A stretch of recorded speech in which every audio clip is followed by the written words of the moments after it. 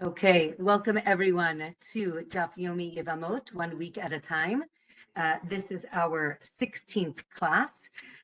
One more class, guys, so we're really getting there. I'm very happy for that. Okay, we're going to start the new parak and actually finish it. We're on Daf 107, and it's important to understand we have seen the concepts before, but it is important to understand that we are going to be talking about the concept of mi'un. And mi'un is where the father, right? We've discussed that a father can marry off his daughter. If a father marries off his daughter, that marriage is seen as a biblical regular marriage, even though she's a minor. But if the father died, then, right, she's an orphan, so her, or from her father, her mother or her brother can marry her off, but this relationship is on a rabbinic level, on a dirabanan level. And therefore, the Gemara is going to talk about the fact that she can do mi'un, right? Mi'un is the fact that she can basically annul the marriage as long as she's a minor. Once she becomes an adult, then it becomes a proper marriage and a regular marriage. But as long as she is a minor, she can still do mi'un. So that's what our class is about for today. So in the Mishnah, we're going to see a machloket between Beit Shammai and Beit Hillel. So Beit Shammai say that she can only do mi'un from betrothal or engagement, meaning the same thing, but not from marriage, right? She cannot annul the marriage. She can annul the betrothal, but not the marriage. Beit Hillel say, no, she can annul even the marriage. Beit Shammai say, it's only from her husband. Beit Hillel say that she can even do it from her yavam, right, which is going to come up now in this parak. Beit Shammai say she has to do it in front of him, whereas Beit Hillel say it doesn't have to be in front of him.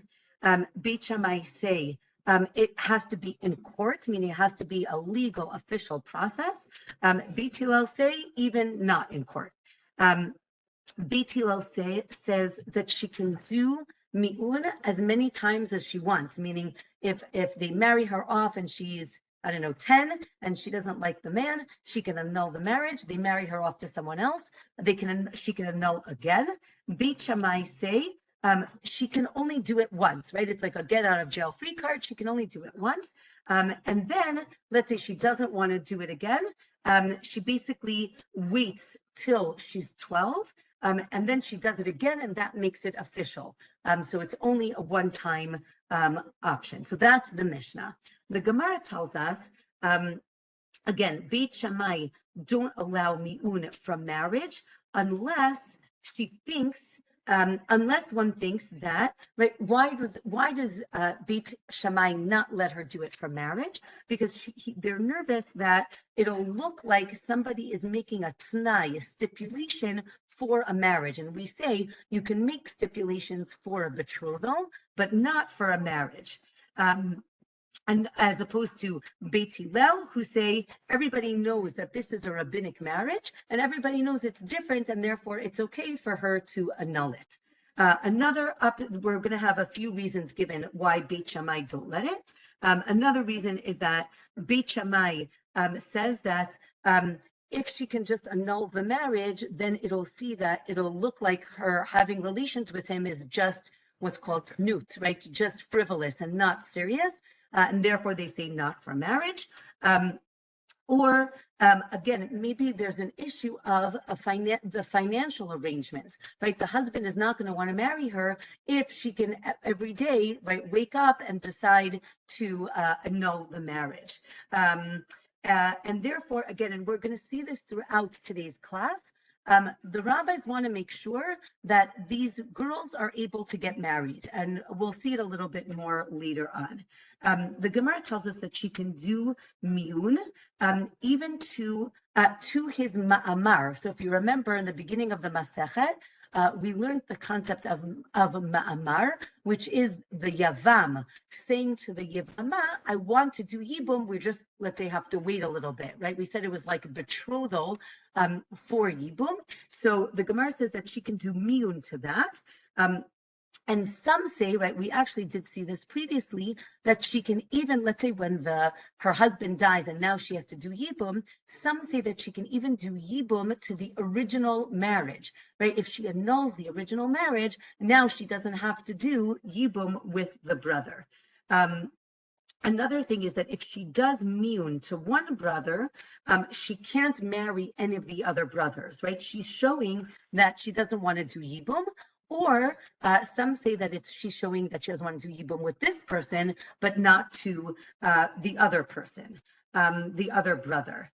And if there's only one brother, it seems that miyun does get rid of the zika, meaning she can do yibum, she can do miyun to get rid of yibum. But if there are two brothers, so then it doesn't work. There was a case of a man who was depleting his wife's property. And in that case, Beit Shammai allowed the girl to do miyun, right? He saw that it was really a bad scenario, and they let her do miyun. Here, there's a discussion if, right, chalitza and miyun need 3 judges, right? We said it should be a court, or maybe they don't have to be judges; they can even be laymen. Or there's another opinion that it can be 2 people instead of 3 people. Right, Beit Shammai, we said only allow 1 miyun, and if she gets remarried, she can't do miyun again, right? She's only allowed to do it once. The next Mishnah at the bottom of 107, it tells us that if she married, let's say she's married by her mother and her brother, we said she can do miyun, as long as she knew about the marriage. If she didn't know about the marriage beforehand, she doesn't even need to do miyun, which is interesting. Again, we have a minor, and we're giving her the power to really accept the marriage or not. And if she's too young to safeguard the ring, again, we're talking about a minor, but the question is, how old is this girl? If she can't even safeguard the ring, then she doesn't need to do miyun, meaning that marriage is too young, and she can just walk away from the marriage. She doesn't even have to do miyun. Rabbi Eliezer says that the kiddushin isn't valid, again, because the betrothal isn't valid, because again, she is not able to safeguard the ring. And therefore, if she's a Yisrael who is betrothed to a Kohen, she doesn't eat truma, because again, it's not seen as a valid marriage. If she is staying because of him, this is a strange line in the Mishnah. We're gonna explain it in the Gemara. The Mishnah says that if she's staying in the marriage because of him, then it's seen as a valid marriage. But if she's not, then she's not married. And we'll see what that means in a minute. So the Gemara says that they used to write a document, a get miyun, right? When she did miyun, they would write a whole document, but it was too wordy. So then they decided to make it a little bit shorter, also so that it doesn't look like a divorce document, and it only looks like a miyun document. Daf 108 tells us that any time that this girl says, I don't want to be married, that's seen as miyun, right? It doesn't have to be any official statement or any verses or any ceremony. Excuse me. She just has to say, I don't want to be married, and that's miyun. Even further, the Gemara tells us that if she gets up and she gets married to somebody else, right? She doesn't say anything to him, but she gets up and she marries somebody else. That's seen as miyun, right? The fact that she wants to be married to someone else, that is seen as a valid annulling of her original marriage. If she accepts kiddushin, betrothal, from somebody else, again, that is seen as miyun. So again, this idea of a minor a girl who is married off by her brother or her mother, it's seen as a biblical marriage, and she has the right to annul that marriage anytime that she wants. Rabbi Eliezer says that, again, sleeping with this girl is seen as nothing, and therefore it's not seen as a real marriage. And therefore, as we said, she can do miyun, she can annul the marriage whenever she wants.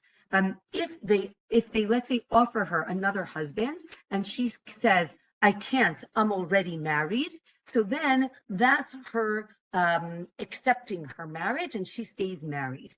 But if she says, I don't want to marry him because, oh, he's too short, he's not what I'm looking for, then that's not, that does seem to be annulling the original marriage, because she seems to be saying, I'm looking for another man, and this isn't the right one. Again, I think here the Gemara is trying to make it as easy as possible for this girl to get out of a marriage that she didn't want to be in. Again, we're going to find competing values. We want to protect this girl as much as possible. We're also going to see in a few minutes the Gemara's goal of making sure that these women are married. Again, it's important to understand, and I think that we can even, and nowadays with our advanced modern thought, a woman can be married, a woman can be single, she's fine. In the time of the Mishnah and the Gemara, that's not the case. The woman needs to be taken care of. If she is not married, she's on the street and she's really very vulnerable. So we're going to say, we're going to see as we continue, the Gemara wants to make sure that the woman is protected and that she is married. But with that, we also want to make sure she's in a good relationship. So if this girl who's 10, 11 years old is not in a good relationship, we're going to make it as easy as possible for her to annul the marriage. So that's what's going on right here. If she did do miyun, she is not forbidden to his relatives, meaning it's not seen as a divorce. We're actually annulling the marriage. It's as if they were never, it was as if they never were married in the first place. Okay, the next Mishnah tells us that, again, as we said, if she did miyun, she's not forbidden to his relatives, and she can marry a Kohen. She's not seen as a divorcee. She's seen as a woman who was never married in the first place. If he gave her a get, meaning if he divorced her, then she's forbidden to his relatives, and she cannot marry a Kohen. If he divorced her, and then they got back together, and then she did miyun, and then she got divorced or widowed, she can she can go back to him, because again, what happened? One second, let's do it again. He divorces her, and then they get back together, and then she does miyun, and then and then she gets divorced or widowed, she can go back to him, because what happened was when she did miyun, she uprooted the entire marriage. And then if she does miyun and then goes back to him, then that's okay. But if she gets divorced from somebody else, now she cannot go back to her original husband. If you remember, we learned that if a woman gets divorced from one husband, marries another husband, gets divorced, she cannot go back to the original husband. It's called machzir grushato. He is not allowed to marry her again. However, if she does miyun and annuls the first marriage, so then she could go and remarry him again. Anytime she does miyun, she can go back to him. But if he gives her a get, she can't go back to him, right? She can't divorce him. That's the Mishnah. Now the Gemara tells us this shows that miyun actually voids the get, because if you remember, she originally got divorced, then to him, and then goes back to him and does miyun. That uproots the whole marriage, even the first time that she was married. Or there are two different opinions. That miyun does not void the get, and if she got divorced from him originally, it doesn't work. Right? They went to Rabbi Akiva. They asked if a woman was divorced and then got married and then did miyun, can she go back to the first husband? And Rabbi Akiva said no. Others said she could go back. And this was a question that was asked to Rabbi Akiva when he was in jail. We saw that last week as well. Or maybe the question was that she was actually related to this man, a shniya, meaning a second degree related to him. And then she married his paternal brother, and now she fell to him in yibum. And the question is, can she do miyun to the first marriage, so that, or the first relationship, so that she can do yibum with this brother? And Rabbi Akiva says, no, she cannot do yibum. But she can marry his other brother that she's not related to.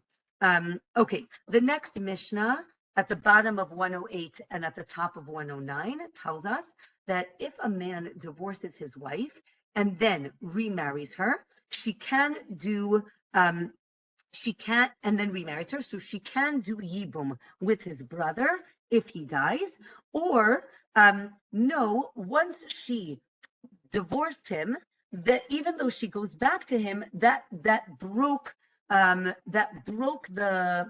relationship that she would have for yibum, meaning they would have to been married the entire time. The Gemara is going to explain why that is. The Mishnah continues, so too, if she was an orphan, again, can she do yibum or not? It seems that she can, or there's an opinion that she does not do yibum. If a minor was married off by her father, again, that's a biblical marriage, a full-fledged marriage, and then she got divorced.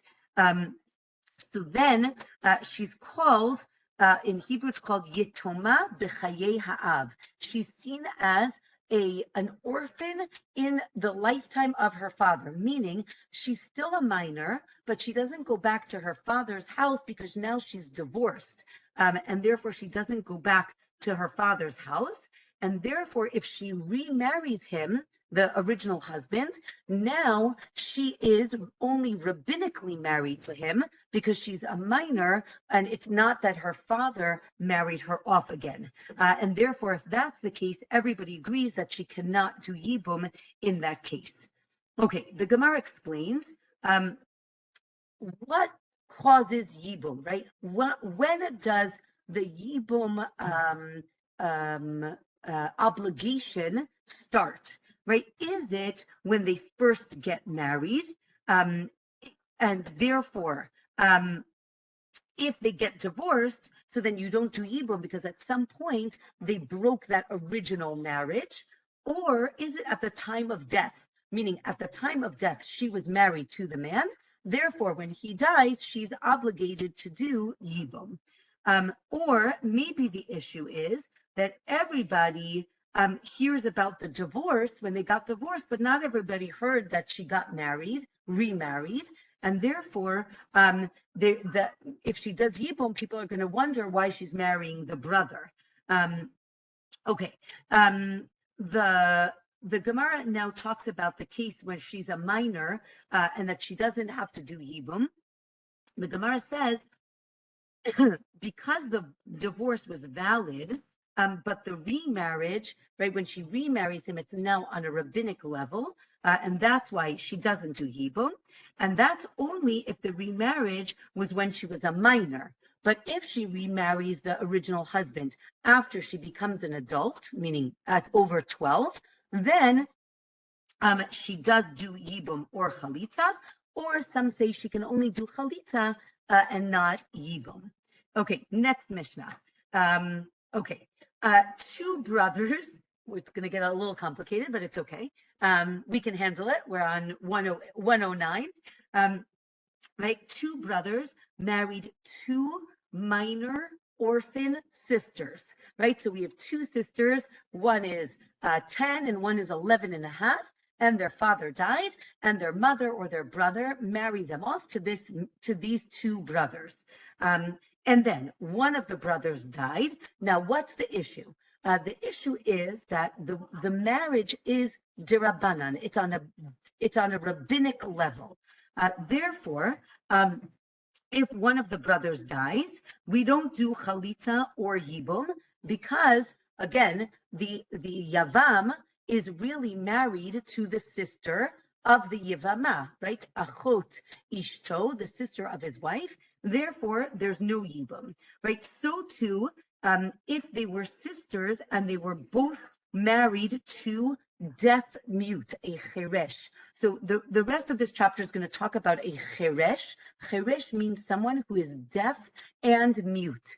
In the time of the Mishnah and the Gemara, if someone was deaf and mute, they're seen as not having mental capacity, da'at, right? Because again, in those times, if you think about, right, Helen Keller before she learns how to communicate, right? In the time of the Mishnah and the Gemara, because this person could not communicate what they were thinking or feeling, they had no idea if they could understand what was going on in the world. And therefore, according to the Mishnah and the Gemara, a cheresh, again, the word cheresh in Hebrew nowadays means deaf, cheresh. However, in the time of the Gemara, it means deaf and mute, and it means doesn't have mental capacity, no da'at. And therefore, what they do, right, if a cheresh gets married, that marriage is rabbinic, biblical, is rabbinic, dirabanan, and not deoraita, because they don't have that. And we'll talk more about it in a little bit, but that's going to be part of what we're going to talk about in this chapter. So the same thing for this scenario of the two brothers marrying two sisters. If the two sisters are deaf mute, it's the same thing, and they don't do yibum. If one sister is over 12, an adult, and one sister is a minor, now one sister is married rabbinically and one sister is married biblically, right? A stronger marriage, a real marriage, however you want to look at it. If the minor's husband died, so then you don't do yibum because, again, the woman is the sister of his wife, so therefore you don't do yibum. If the adult husband died, so there's actually now three opinions. One is we teach the minor, the other sister, who's under 12, to do miyun. She annuls the marriage, and then her husband can now marry the yevama. Or we wait till this sister, the minor, is an adult, and now they're seen as biblically married.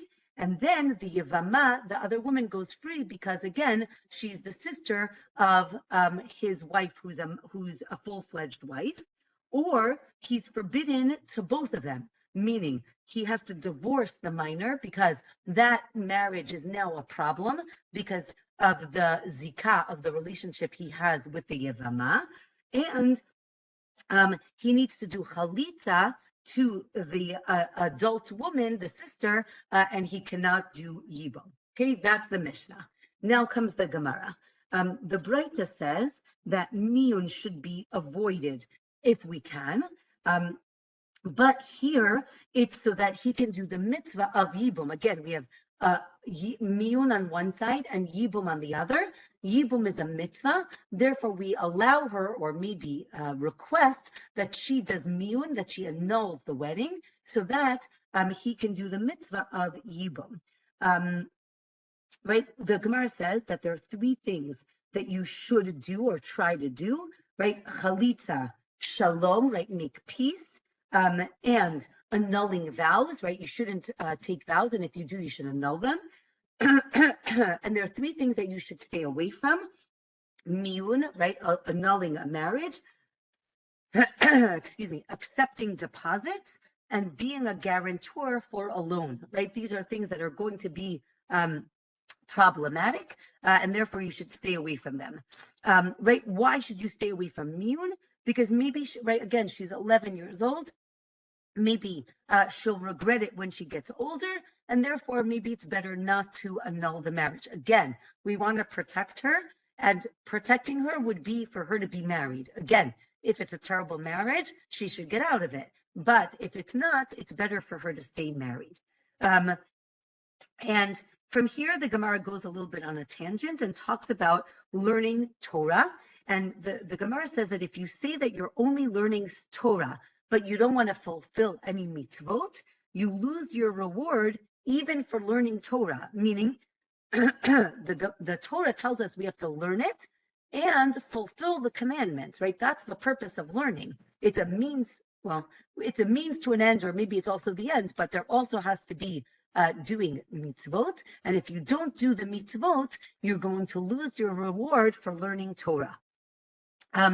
Also, the Gemara says that if a judge attaches himself to Torah too much and extrapolates to another case without consulting his teacher, that's seen as a bad trait and he's going to get punished. Rabban Gamliel says, back to our three possibilities of what to do with the case of the minor and right, the minor girl, the ktana, and the gdola, the adult. So Rabban Gamliel says that we should wait till she's an adult, and then retroactively her marriage becomes biblical, and then the other sister is exempt. Or maybe he was saying that it's a betrothal. What happens? It's like a betrothal with a delay till she gets married, right? It's like a stipulation. Once she becomes an adult, so then her marriage becomes biblical, right? Deoraita. Or maybe once she becomes an adult, they need to have relations again, and that's what solidifies the marriage, and it becomes deoraita, again, biblical in nature. Daf 110 tells us that it's a machloket if they need to have relations in order for it to become biblical or not. There's a story about a minor who gets older, right, becomes an adult, and was about to remarry her husband. And then another man came and snatched her away, right, as she's about to get married and betrothed her. And the question is, what happens, right? So again, what's the issue? Now she's an adult, but she hasn't officially remarried her husband. They haven't slept together.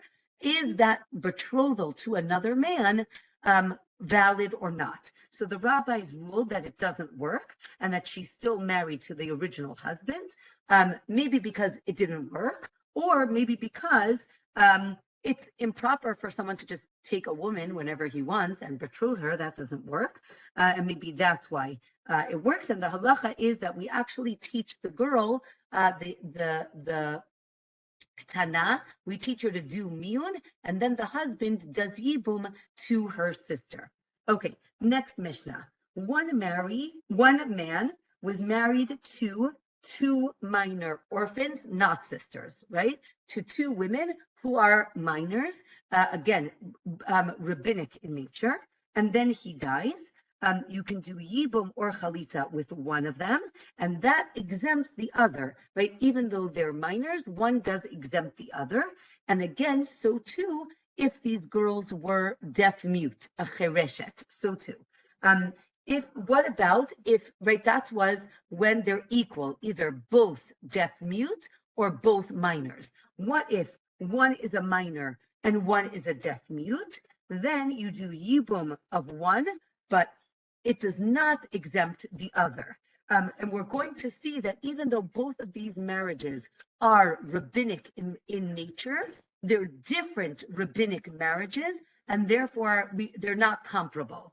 And if he's married to, what if he's married to? And again, I'm going to apologize. I'm going to try to be politically correct. I don't want to use the word regular or normal. But the Gemara says a pikachat means a woman who is hearing, seeing of mental capacity. So I'm apologizing now in advance. I might use the word normal, but I mean hearing and an adult and with mental capacity. So what if one was a regular woman and the other was a deaf mute? So again, the regular woman is on a deoraita level, on a biblical level. The chereshet, the deaf mute, is on a rabbinic level. So those are two types of marriages. So therefore, if you do yibum to the regular woman, she exempts the deaf mute, but not vice versa, right? If you do yibum with the deaf mute, that does not, again, because it's rabbinic in level, it does not exempt the other woman, and therefore they have to do chalitza to the other woman. What if he's married to an adult, right? A girl who's over 12 and another girl who's under 12, right? The yibum of the adult exempts the ketana, the minor, but not vice versa. Again, one is a biblical level marriage and one is a rabbinic level marriage. So it doesn't, the biblical marriage does exempt the lesser, but not vice versa. Okay, the Gemara now tells us that if the woman was a chereshet, again, deaf mute, at the beginning of the marriage, meaning she went into the marriage as a chereshet, then you can't, let's say just a man marries a deaf mute woman and he dies, she can do chalitza or yibum, but if she was speaking, right, or she could hear at the beginning of the marriage, that means the marriage is biblical.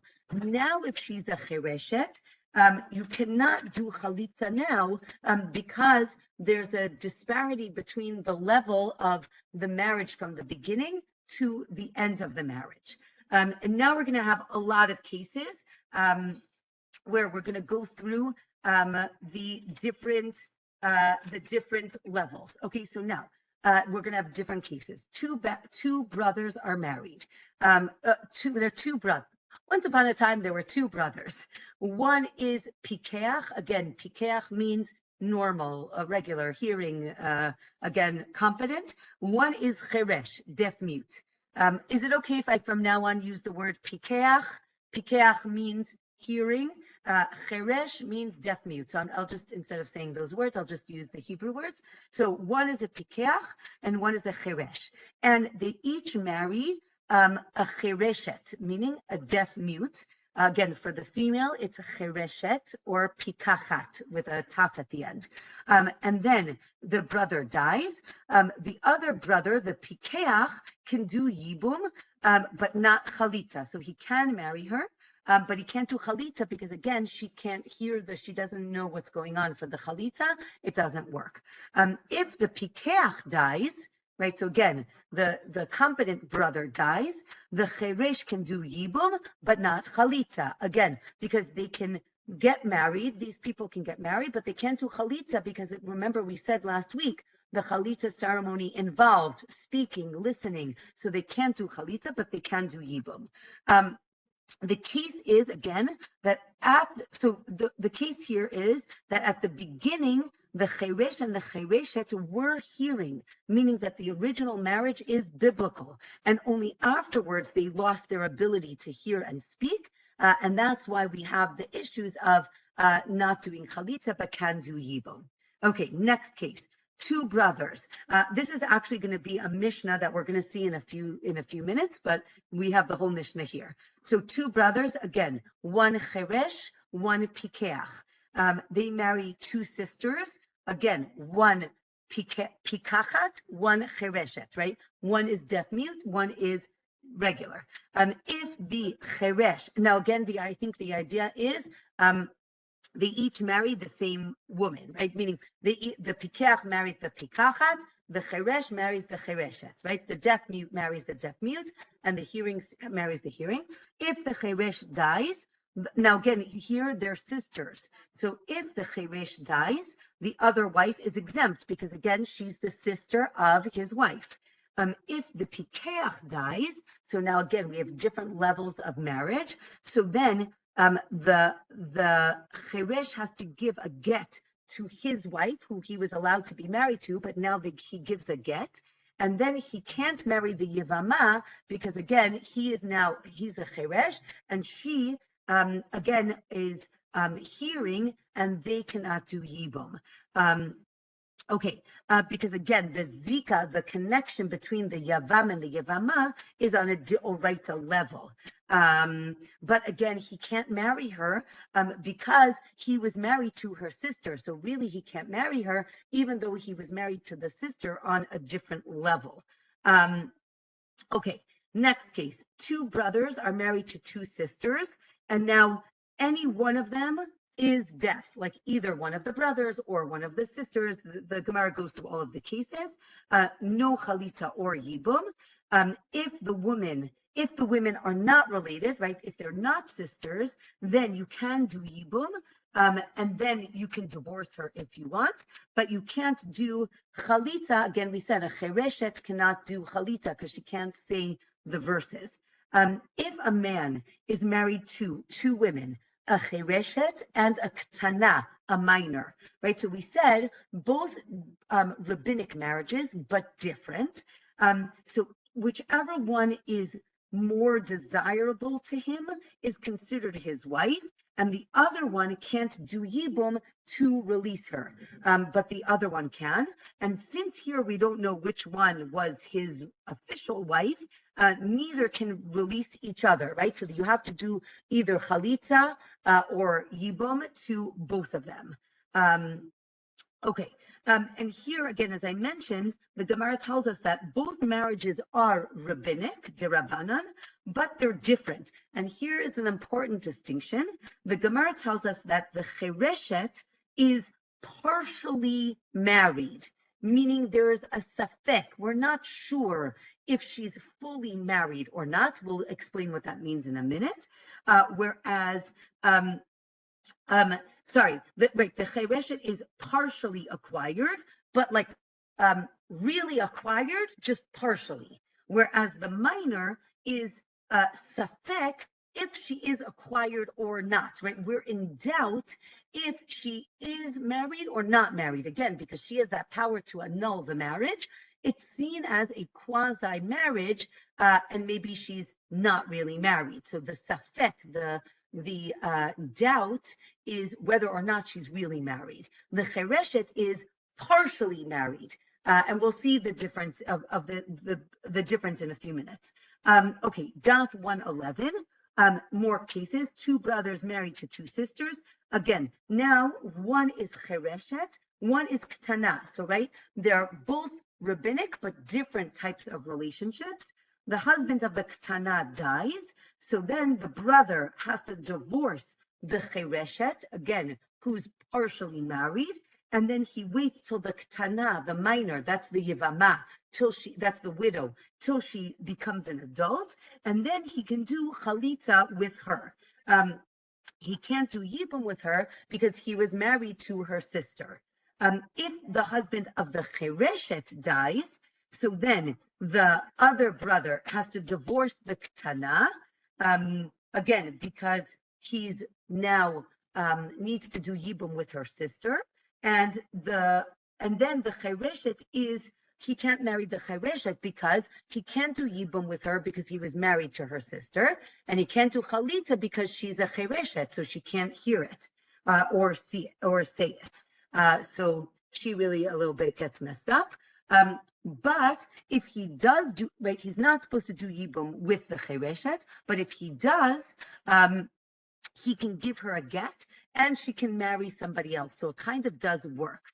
And this, again, this proves, says the Gemara, that the chereshet is partially acquired, but the minor is in doubt if she's acquired or not. Okay, and we'll get to what that means in a minute. The next Mishnah tells us a man was married to two minor orphans, again, not sisters, and died. If the Yavam did yibum with both of them,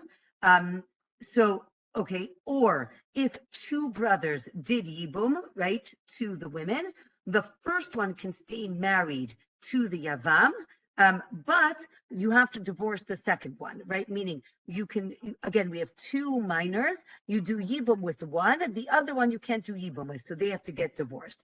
And again, so too with the chereshet, right? So the Mishnah is always going to compare the minor, the ktana, with the chereshet, the deaf mute.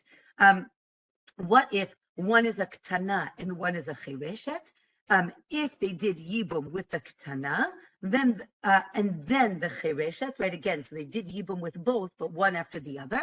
So if you do yibum with the ktana and then the chereshet, or another brother does yibum with the other sister, then then it makes the ktana prohibited to staying married to the yavam, meaning because we have a ktana and a chereshet, they're different levels. It's as if you did the second yibum messes up the first one because it's not strong enough. Because again, she's a minor, so it messes up the first yibum, and therefore they have to get divorced, and vice versa. It doesn't matter which one came first and which one came second. What if he was married to a chereshet and a pikachat, again, deaf, mute, and hearing, a hearing woman, again, different levels, biblical and rabbinic. If he did yibum with the pikachat and then the chereshet, or another brother did yibum with the chereshet, it doesn't disqualify the yibum of the pikachat, because again, she's on a deoraita, on a biblical level. When she does yibum, done.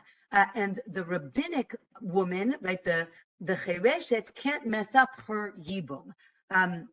Right, but if you do the opposite, so then it does mess it up, right? If first they do yibum with the chereshet, rabbinic, then they do yibum with the pikachat, then it does retroactively mess up the chereshet's yibum. What if he's married to a ktana and a gdola, right? A minor and an adult. So, right, if you do yibum with the gdola, the adult, and then the ktana, it doesn't disqualify the gdola, again, because it's biblical. But the opposite does disqualify. Again, if you do the weaker yibum, it will if you do the stronger yibum after the weaker yibum, it will disqualify that yibum. Okay, the Gemara tells us that is the halacha. That everything we just mentioned is the halacha. Next Mishnah, a minor, yavam. Okay, we were always talking about a ktana, that's the yevama, the girl. What about the boy, right? The brother is a minor, and he does yibum with a minor girl, right? The widow is a minor, and he's a minor, right? So they can be together, and they can't get divorced till they become adults, right? We say that a minor male can do yibum, but he cannot get divorced. So if he wants to divorce, then he has to wait till he becomes 13, and then he can get divorced. If the minor yavam did yibum with an adult yivama, the same thing, right? They can stay married, and again, he can't give a divorce till he becomes an adult. If the yivama comes to court and says that the yavam hasn't slept with her, right? Again, let's say he says, I'm going to do yibum, and they go home, and then she says, listen, he says he was going to do yibum, but he hasn't been with me. So, and then it seems the Gemara is going to tell us that she's actually comes with a divorce bill, right? Meaning that he divorces her. So then, and this is within 30 days of the time that he was supposed to do yibum, we actually forced him to do chalitza, and end this relationship. If it's after 30 days, so then it's interesting, the Gemara is going to tell us, we believe that he can control himself for 30 days. After 30 days, we don't believe that he can control himself, and we believe that he actually did have relations with her after 30 days. We ask him to do chalitza because it's just better, but we don't force him.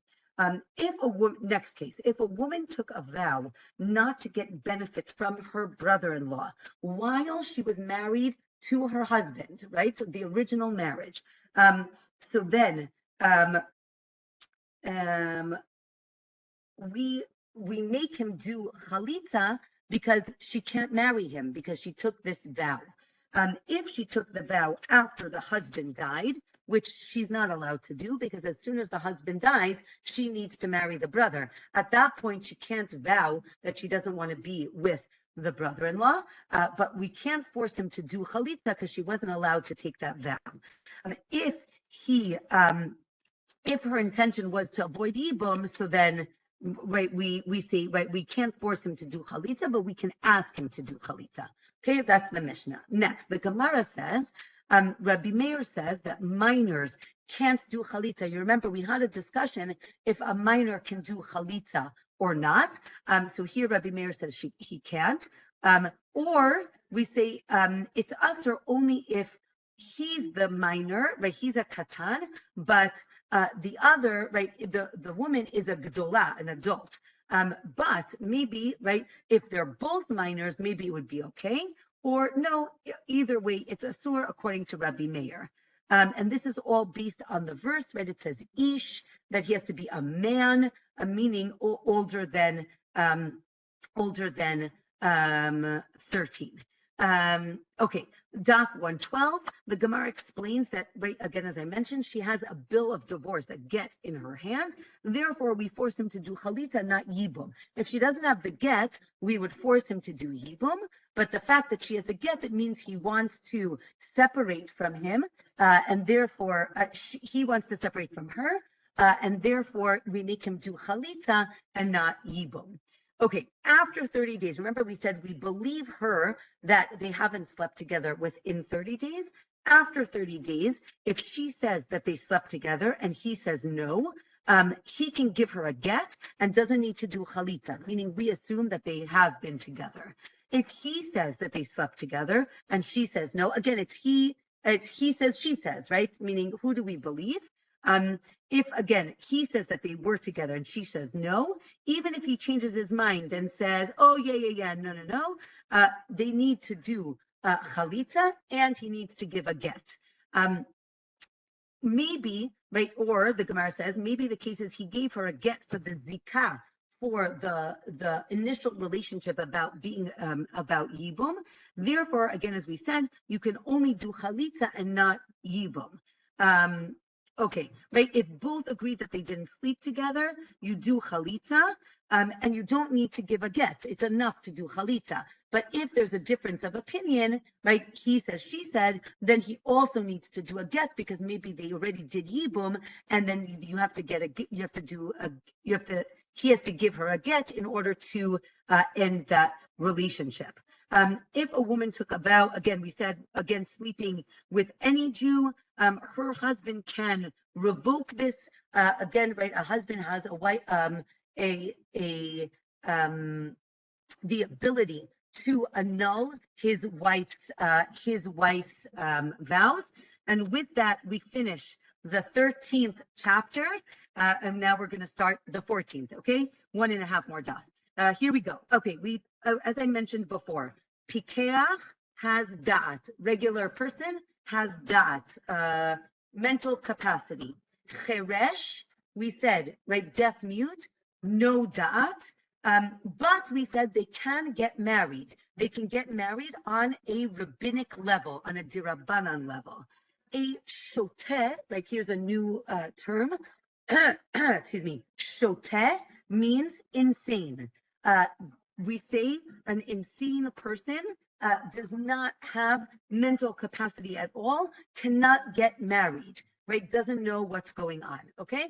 Pikeach, cheresh, and shoteh. Okay, so now the Mishnah on 112. If a pikeach got married to a chereshet, or vice versa, meaning if he was the cheresh, they can get divorced, but they can get divorced just like they got married. Sorry, 1 second. I'm just gonna go.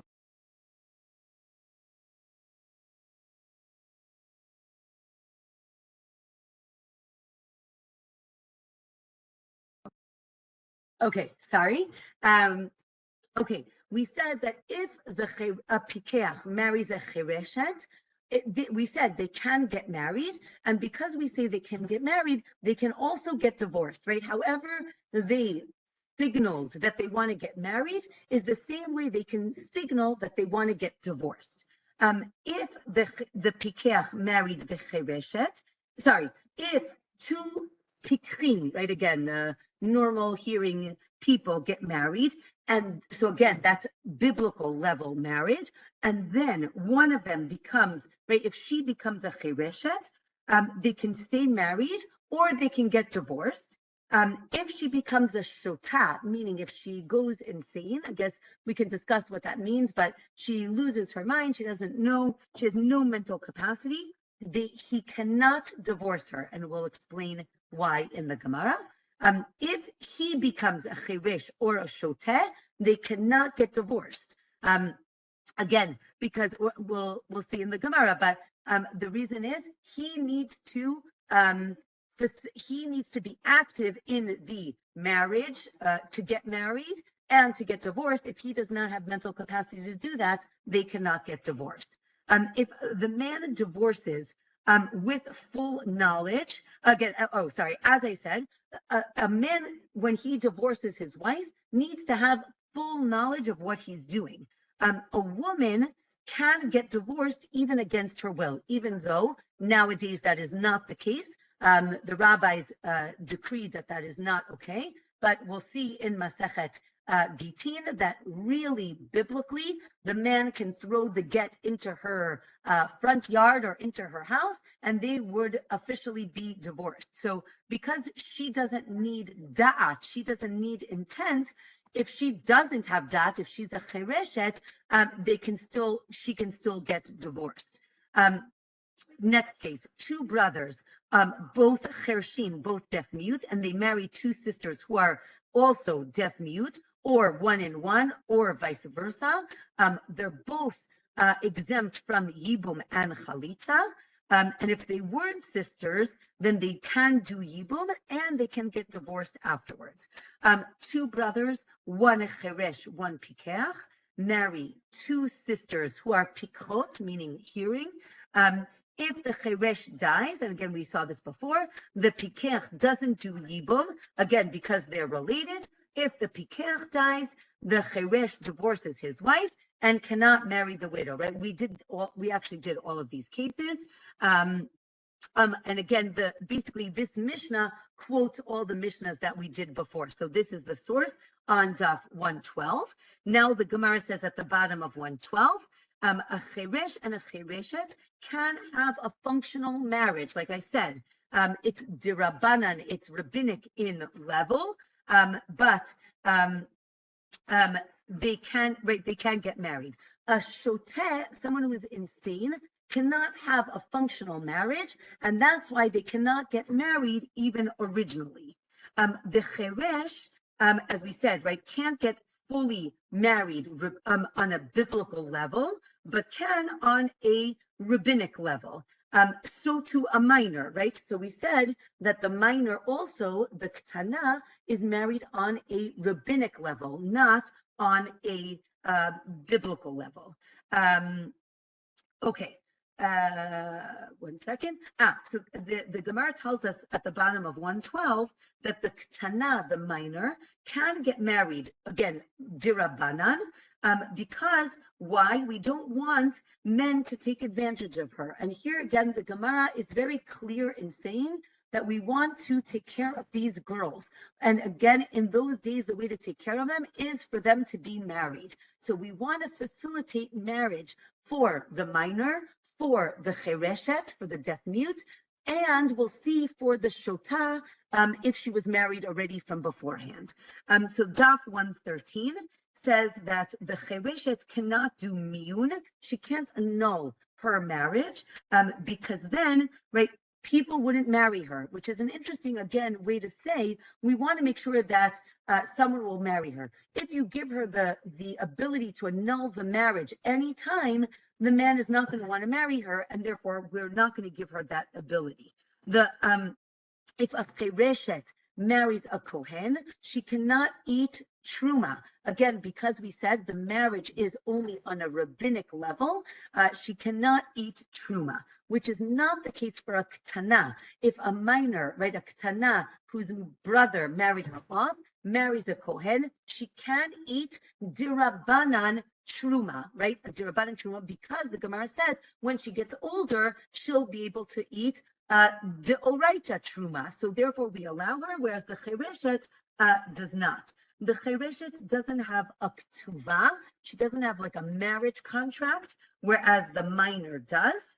But if he wants to write a ktuva for her, he can. And again, as I mentioned here on 113, it says, the Gemara assumes that the woman always wants to be married. That's not necessarily the case for the men.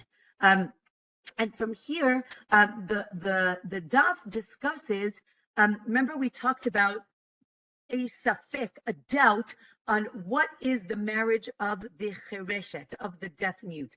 Is it that we're not sure if they have limited mental capacity? And the question is, how limited? Is that the doubt? Or is it that we think that that sometimes they have full mental capacity and sometimes they have no mental capacity? Is that the doubt? And the nafkamina, right, the practical implication is that if this cheresh can give a get, meaning if we say sometimes he's completely competent, so in that moment he can give a get, he can divorce his wife. If we say he just has limited mental capacity the whole time, so then he cannot give a get to his wife. Remember we said that if the woman becomes insane after she was already married, he cannot divorce her. The question is why? Really, he can. On a biblical level, he can divorce her, but the Gemara tells us this is to protect her, right? We don't want this woman out on the street.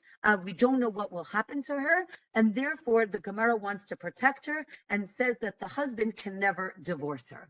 And with that, we finish our second to last class on Yevamot. Be'ezrat Hashem next week, we will finish Yevamot. We will make a siyum. Yeah, wishing everybody a wonderful week, a Shavua Tov and a Chodesh Tov. This week is Rosh Chodesh Tammuz. So wishing everybody a wonderful month and a wonderful week. Thank you, Rabbi. Thank you.